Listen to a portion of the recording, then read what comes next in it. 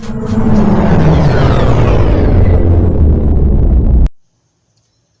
everyone, and welcome to another episode of Trek Canon. So, today I'm going to be answering a question that I always get from not only my subscribers, but from people who, meet me, I talk to, stuff like that. But I'm always asked if I were to recommend a sci fi show, what would it be? So, I wanted to do basically a top 10 list, and it's in no particular order. Well, the number one is always going to be number one, but the rest of them, no particular order. And these are sci-fi shows that I used to watch faithfully, that I thought were interesting, that I thought were dynamic, well told. The acting was great, the science fiction and the premise, the themes that they covered were always great. Um, but they were very obscure, things that a lot of people may not have heard of. So I wanted to kind of go over a list that kind of had those things in it. I wanted to stay away from the more known and famous sci-fi shows, things like SG-1 and Atlantis, and things like Battlestar Galactica. I wanted to kind of, everybody knows how awesome those shows is, and most people have seen them. But I wanted to talk about just a little bit about some of the shows that, again, that are maybe a little bit obscure. Some of you guys who are diehard sci-fi fans may know exactly what I'm talking about when I bring them up. But for you guys who may be a little younger or something like that, or maybe just getting into the sci-fi genre, these would definitely be some shows that I think you would enjoy. So the first one is going to be the show called First Wave. All right. Now, First Wave was a awesome show. It was basically a mix of something like this guy's basically framed by the aliens to see how he would react. It's all these experiments going on. He breaks the mold. He starts to fight back using the literature of Nostradamus, the prophecies of Nostradamus. It was great. It also had as a recurring actress the great Tracy Lords. Anyway, so First Wave, that would be I guess the first show that I could recommend. The next thing would be Lex. Look, for people who like really odd, real wacky, real adult and mature science fiction that's kind of out on the fringe, out on the edges, of reality, but it's still grounded, still very interesting. The things in it are truly alien. Then you guys will love Lex. Lex is a totally unique experience. It is a unique experience. We'll put it that way. But I love that show as well. The third thing would probably be Earth 2. Now, Earth 2. The thing about Earth 2, because I want to warn you guys, Earth 2 was canceled abruptly. All right, so you get into the storyline, you get into what's the plot, what's going on, you invested, you interested because everything that's going on is interesting.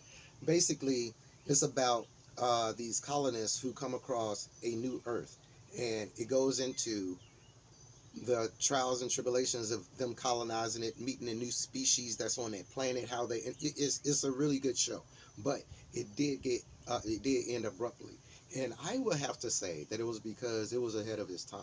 A lot of people couldn't really get into the story that they were trying to tell, but I highly recommend Earth 2. Now, the next thing would be, of course, Andromeda. And this is written by the great Gene Roddenberry as well.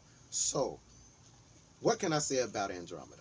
Now, there's a lot of mixed feelings about Andromeda, but we ain't talking about people's mixed feelings. We talking about mine. I thoroughly enjoyed Andromeda. I think some of the characters in Andromeda were some of the most unique characters in all of sci-fi. One of which comes to mind is Trans. Look, I'm not even gonna tell you about the high speedness of Trans, but she's awesome. Trans is awesome. As a matter of fact, I've done a video of my top, if I was to have a all female crew, starship crew, who would be one of those, who would be those people, and Trans Gemini was one of them. So that says a lot about her particular character. But the star of the show is the awesome Kevin Sorbo, Hercules himself. You know what I mean? It's also a wacky show. It has some dark elements. It goes into a dark path at times. But what sci-fi show, especially in the situation that the Andromeda and crew find themselves, it's it's just a great show. Now, the next one is going to be Space Above and Beyond. What can I say about Space Above and Beyond? Look, I don't know if many people were around during the heyday of the Sci-Fi Channel, which a lot of these shows is coming from. Space Above and Beyond was a very it's basically a show that if like you were to take like a what was that movie with Lou Gossett Jr. What was it, Enemy Mine? If you was to take like an Enemy Mine premise but expanded it out to what's going on with the pilots and the squadron that's fighting this battle that seems hopeless, this would be that. It has the ability to go into uh, um, social issues because one of the crew members is not genetically or not biologically born. We'll put it that way. I'm not going to get into the specifics of it because I want you to watch the show, and I'm just kind of recommending them. Now, but Space Above and Beyond, it is a very mature show. There's not much happy, joy, joy going on in this, and I would like to think that whoever did the remake of Battlestar Galactica took a lot of cues from Space Above and Beyond as well. And when you guys watch it, you'll know exactly what I'm talking about, and you know just how great of a show Battlestar Galactica the remake was. Now, the next one is going to be Seaquest DSV, Seaquest 2032. Depends on which one you want to say, but Seaquest. Look, Seaquest took the premise of Star Trek, right, and placed it underwater because, as you know, we know very little about what they say. We know more about space than we do about the oceans and the depths of our own planet. This show went into that. It was basically Star Trek of the seas. I love the ship. I love Darwin. Look, everything about the show is great. They ended up changing, and I think Steven Spielberg even had something to do with that. But they ended up changing the captains later to my man Michael Ironside, which is always a great dude anyway, man. Michael Ironside is always gangster. But um, it started to look. I ain't gonna deny it started to slide down towards the end of the series, but it had a strong start. I believe it is a cult classic, Sequest. So check it out if you haven't. Now, the next one we're gonna go back a little bit, and it is Mantis, Mantis. Look, when Mantis premiered, it was very exciting for me, obviously, because of the start of the show. This guy used so much of his intelligence. Basically, think of Mantis as Batman. You know what I mean? But crippled, but Batman. Look, Mantis. Mantis. That show was a great show. It was a great superhero show. It was a great detective show. It was a great science fiction show. It had all those elements. And the lead character, which this guy, right, a lot of you guys should know because he's made appearances in Star Trek as well. And in other science fiction shows during that time period. But the premise was awesome. This guy going around fighting crime, man, and making all these advances and everything. It was just a great show.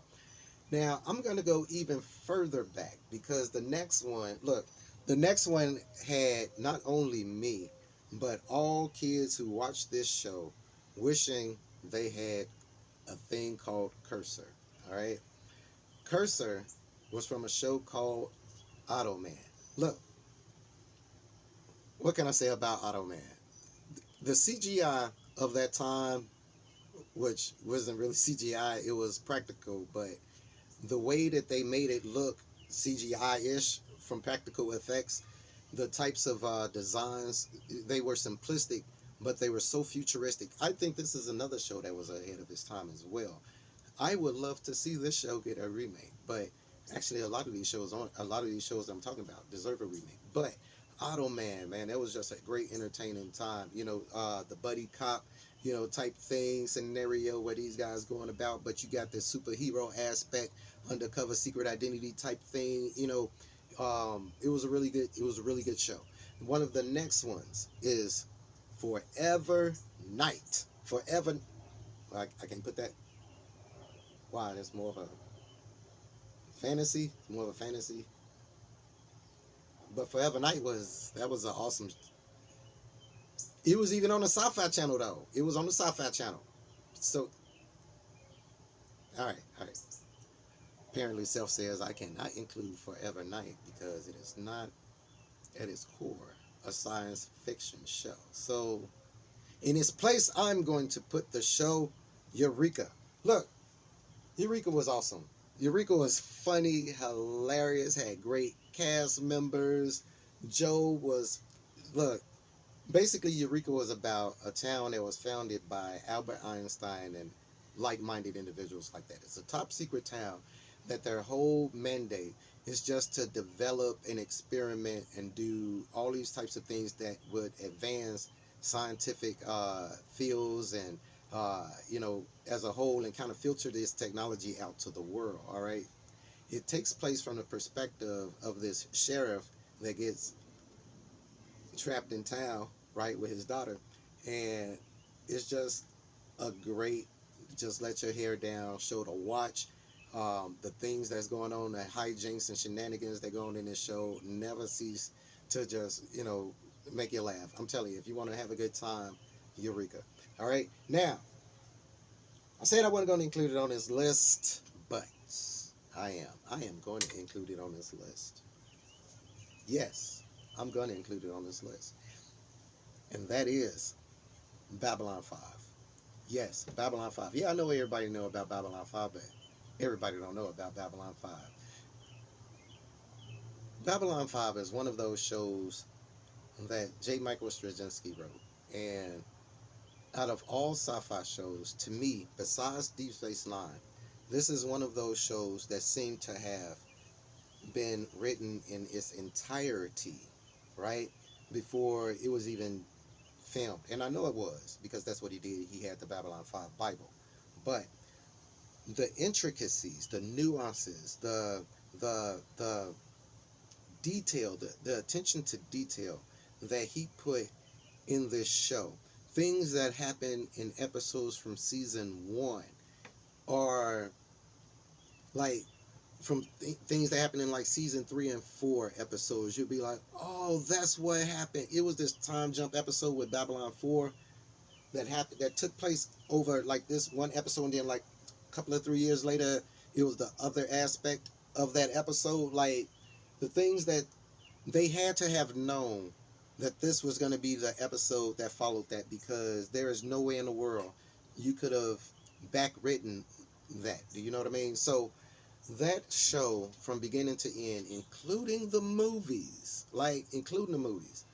were just, it was a sight to behold. It was an experience. And I recommend anybody who has not watched Babylon 5 from season 1 to the last season with the movies, and even into the Crusades, because I even like that series as well. A lot of people, be like, Crusades suck.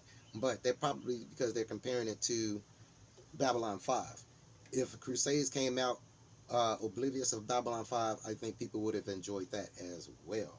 But that is my recommendations for science fiction shows that I think you guys would find interesting, that probably aren't on the normal top 10 science fiction list or top 10 recommendation list. So I hope that a lot of these shows you guys have not heard about, and that way I've expanded your horizons, because that's what we do over here at Trek Cannon.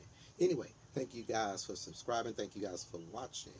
Please subscribe to the channel if you haven't. And as always, say it with me, as always, peace, recycle, and say the whales. You guys be cool.